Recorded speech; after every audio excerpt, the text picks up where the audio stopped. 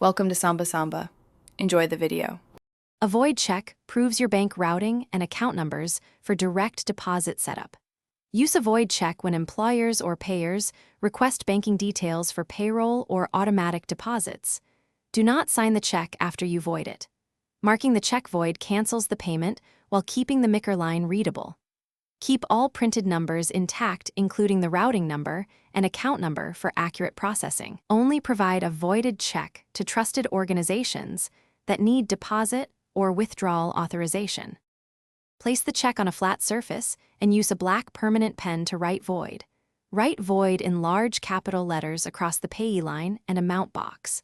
Avoid covering the MICR line at the bottom so the bank can read routing and account numbers. Also avoid writing over the date line or any preprinted numbers. Do not sign the check after you void it.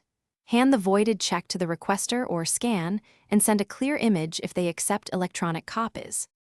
Only give a voided check to trusted employers, banks, or verified payers to reduce fraud risk.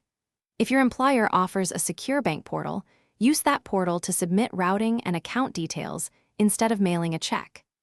Many payroll systems accept direct deposit authorization forms that use the same routing and account numbers.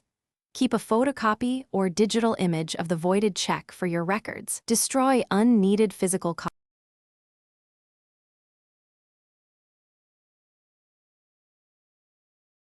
Thanks for watching. Consider subscribing if we helped you.